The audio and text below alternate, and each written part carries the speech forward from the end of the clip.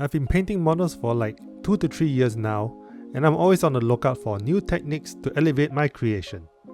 Recently, I stumbled upon a pink primer that got me really curious.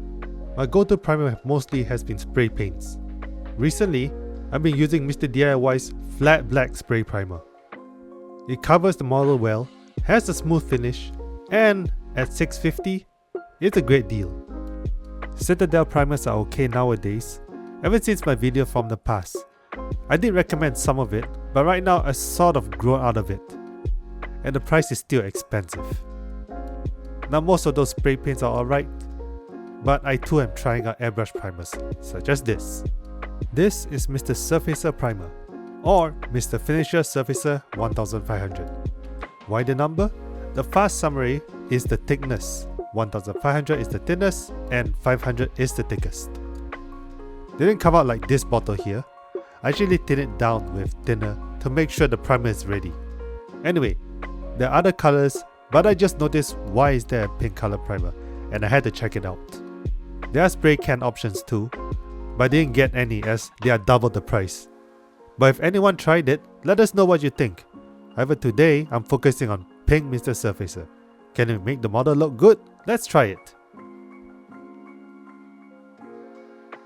So here they are, all bright and pinky. I was curious if adding contrast paints would be easier and better than the normal zenithal way. The pink does look impressive, but I think zenithal priming might still be better. Applying contrast paint was a bit challenging, possibly due to my brush.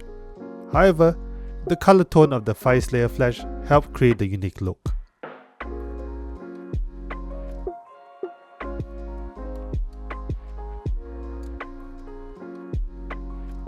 There's actually another reason why I chose the pink primer. When adding yellow, it's hard to apply on dark surfaces without a base color. But with a pink surface, the yellow comes up bright and strong.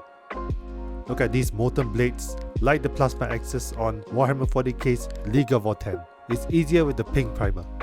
The orange contrast came out very strong too.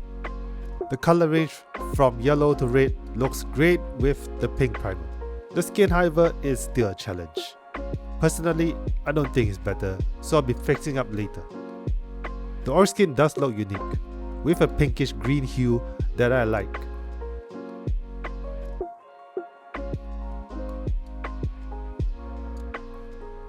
For metallic, I use a dark base first.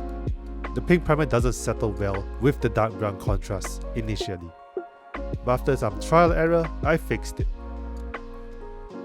Finally, I fixed the skin using KSF Flash and KDF Flash Tone, my favorite method. And there you go, it's done. The pink primer took time to master, but don't skip it, there are potentials. Try some zenithal priming, it can come out very nice.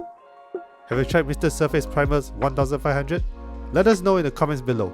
And don't forget to like and subscribe for more. This is OmniMing. Thank you for watching. I'll see you guys next time. Thank you everybody. Bye bye. This video is brought to you by Underground Hobby Shop. Go to Lazada, type Underground Hobby Shop for all your Warhammer and miniature needs.